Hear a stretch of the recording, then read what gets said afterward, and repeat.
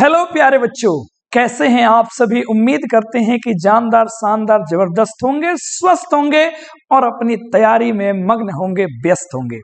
प्यारे बच्चों, यदि आपने इस वीडियो से पहले हमारे थंबनेल को क्लिक किया है और आप यहां पहुंच गए हैं कि सर घंटों का काम आप सेकंडों में कराने जा रहे हैं, तो आप सही जगह पर आए हैं प्यारे बच्चों। और इस वीडियो को आप बस थोड़ी देर में देखो, और यदि वीडियो आपको पसंद नहीं आई ना, अगर दिल में जो है अगर आपका खलबली नहीं मचा, तो मैं वादे के साथ कहता हूं कि आप मेरे चैनल पे आए हैं लेकिन सब्सक्राइब मत कीजिएगा। और अगर आप सब्सक्राइबर हैं तो छोड़ के चले जाइएगा। और यदि ये वीडियो पसंद आ गई ना, तो अपने साथ साथ अपने दोस्तों तक शेयर करिएगा। मैं ये दावे के साथ आपको कह सकता हूं। अब ये मैं क्यों कह रहा हूं, क्योंकि इस वीडियो में मैं आपको प्यारे बच्चे वो चीज देने जा रहा हूं जिससे आप डायरेक्ट परीक्षा में कम से कम 5 तो ऑब्जेक्टिव बना ही दीजिएगा। कैसहू बनेगा। और प्यारे बच्चों, यदि जैसे आप सब्जेक्टिव क्वेश्चन में जाएंगे तो इनके बिना आपका सब्जेक्टिव भी अच्छा नहीं होने वाला है।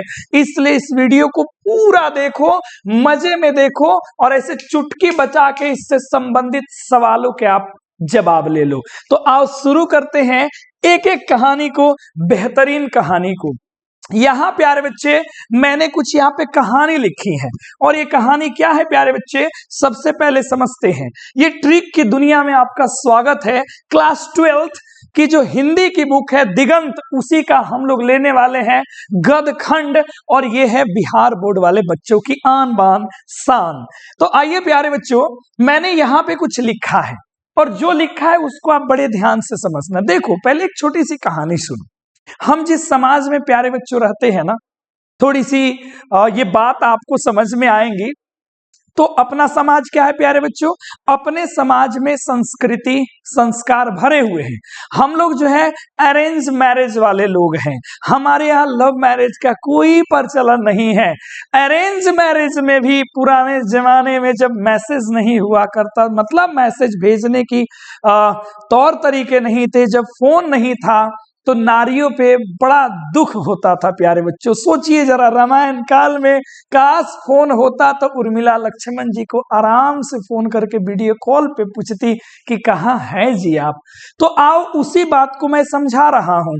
और प्यारे बच्चों, बहुत ऐसी नारी हैं जो जिनकी बात जो है उनके दिल में एकदम पानी की तरह रहता है, खलबली रहता है, लेकिन क्या करे वो व्यक्त नहीं कर सकती है, बंधन में बंधी होती है। कहानी समझ में आ गया होगा तो लाइनवा पढ़ो, मजा आ जाएगा। लाइनवा देखो क्या है राजा, बढ़िया से देखना, आराम से। अगर कोनो होटल ना चल तब सोचला नू, देखो। कुछ नारी की बात हो, पत्र हो, पहले गाने आता था, खत में भेजू दिल ये कहता है, लेकिन आज फोने नहीं खे आज ना, बहुत पहले फोनवे ना था, तो उस समय खत चलता था, लेटर चलता था। आज ही रहता तो हम कहते ना, हम फोना वापस कहता ना बताई, छोड़ा हो रहा मजा, मतलब कहानी बराबर।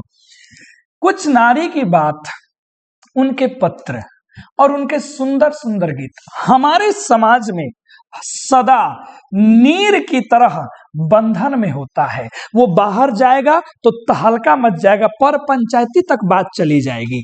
अब इससे क्या समझ में आया, नारी की पीड़ा समझ गए। अब समझो, नारी माने अर्धनारीश्वर, बात माने बातचीत, पत्र माने एक पत्र एक लेख, गीत माने प्रगीत। आई कहाँ चलता है, समाज प्रगीत और समाज। सदा मने ओ सदा नीरा, सदा नीर मने ओ सदा नीरा।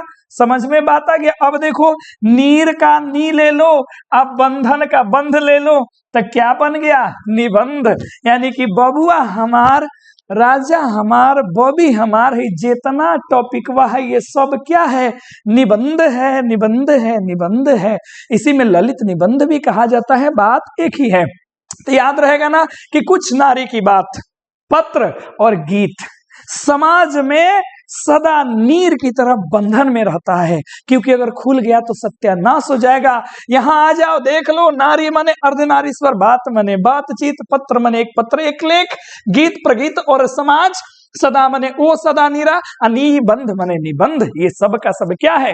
निबंध है। तो बोलो जी, क्लियर हो गया कि नहीं क्लियर आया? मजा अगर आया हो तो लाइक करो, अब ये कमेंट कर दो, बाद में शेयर करना छोड़ो। बोलो ये समझ में आ गया ट्रिक, महा ट्रिक। अब जरा दूसरे पर आते हैं। अब ये क्या बात है, बड़े ध्यान से सुनना। आपने सिपाही की माँ तो प्यारे बच्चों पढ़ी है, बोलो हाँ ना? तो अब उसको कहानी से रिलेट करो। देखो, एक सिपाही की माँ है, बेचारी गरीब है, लेकिन है ना कि उसके बेटे को क्रांति और एजुकेशन, शिक्षा पर स्कूल में भाषण देना है। 26 जनवरी आ रहा है ना, उसको भाषण देना है। तो ये बेटा डायरी लेके जाता है, मम्मी को देता है कि मम्मी, भले स्थिति खराब है लेकिन आप पढ़ी लिखी है, तो कृपया झूठन खाते खाते आप इस डायरी में जो है ना हमारा ये भाषण, जो संभाषण है, उसको लिख दीजिए, ताकि हम जा करके एकांत में प्रैक्टिस करेंगे। और मम्मी आप भी अकेले दूर जाके एकांत में बैठ के मजे से लिख दीजिए। तो वही बात वो लिख रही है, वही सारा बात वो लिख रही है।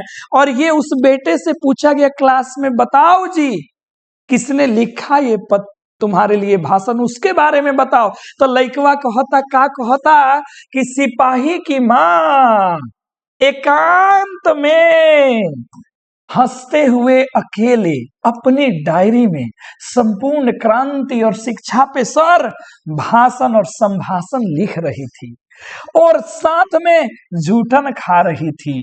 यहाँ पे थी करला राजा, और यही उस नारी की आत्मकथा है। बोलो याद हो गया? और हाँ, उसने रोज सर एक तिरिच की मुझे कहानी सुनाई थी, रोज हमको सुनाती थी एक तिरिच की कहानी। समझ गया आप? देखो जी कितना अच्छा संवाद है।